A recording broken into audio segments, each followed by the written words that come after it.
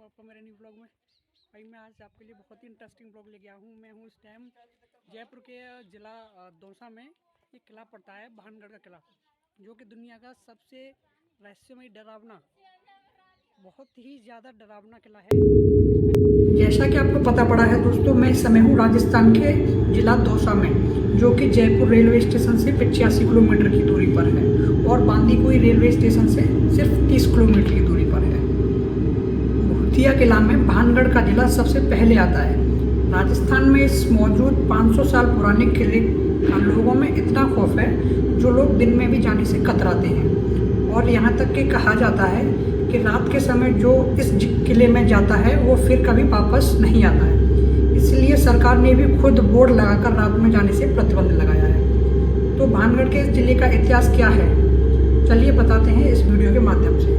अगर आप दोस्त इस YouTube चैनल पर नए हैं तो मेरे चैनल को सब्सक्राइब और वीडियो को लाइक ज़रूर करिएगा और आगे दोस्तों में शेयर भी कीजिएगा।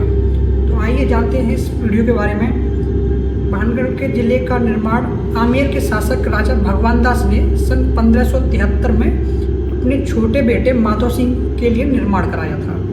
उस समय यह किला पूरी तरह खुशहाल हुआ करता था, लेकिन अचानक एक ऐसी अनहोनी हुई और यह खुशहाल किला अचानक भूतिया महल में बदल गया। लोगों के मन में ऐसा खौफ बैठ गया है, जिसका नतीजा यह हुआ है कि यहाँ का पूरा एरिया और किला की पूरी तरह से वीरान हो गया और आज तक यह किला पूरा वीरान पड़ा है, जो कि देखने में बेहद ही खौफनाक नज़र आता है। लोग यह भी बताते हैं कि यहाँ से रात को रोने, चीखने और घुंघरुओं की आवाज़ आती है। इसी वजह से बहुत कम लोग दिन में भी जाने से डरते हैं। तो आइए जानते हैं कि यह महल भूतिया महल कैसे बना। यहाँ पर जाके पता पड़ा कि वैसे तो इसकी कई कहानियाँ हैं, लेकिन जो कहानी मुझे पता पड़ी है वो मैं आपको बताता हूँ। जब इस महल का निर्माण करवाया गया तो यहाँ की राजकुमारी रत्नावती थी, जो कि बहुत ही सुंदर सुशील थी। उस समय राजकुमारी की उम्र सिर्फ 16 वर्ष की थी, जिसकी खूबसूरती की चर्चाएं बहुत दूर दूर तक थी। उनके सुंदरता की वजह से बहुत से राजकुमारों के रिश्ते आते रहते थे, लेकिन जब तक राजकुमारी ने किसी का रिश्ते स्वीकार नहीं किया। एक दिन राजकुमारी अपनी कुछ सहेलियों के साथ बाजार के लिए निकल पड़ी और बाजार में खरीदारी करते समय वह एक इत्र की दुकान पर जा पहुंची और अपने लिए इत्र खरीदने लगी। और इतनी देर में कुछ दूरी पर खड़े सिंधिया सेवड़ा नाम के एक व्यक्ति की नज़र राजकुमारी पर पड़ी। सिंधिया सेवड़ा उसी राज्य का रहने वाला था और काला जादू। दोस्तों, अगर आप मेरे इस चैनल पर नए हैं तो प्लीज़ एक सब्सक्राइब, एक लाइक और अपने दोस्तों को शेयर ज़रूर करें। और उसने इत्र की शीशी पर तंत्र मंत्र करके उसी जगह वापस रख दिया। असल में वह राजकुमारी को पाना चाहता था और उसने यह प्लान कहीं तक सफल हो गया और राजकुमारी इत्र की शीशी लेकर अपने महल की तरफ वापस चली गई। सिंधिया सेवड़ा को इस तंत्र मंत्र करते हुए राजकुमारी की एक सहेली ने देख लिया, लेकिन डर की वजह से उसने दुकान पर ना बताकर उसने रास्ते में राजकुमारी से कह दिया। तो राजकुमारी ने वह शीशी एक बड़े से पत्थर पर दे मारी।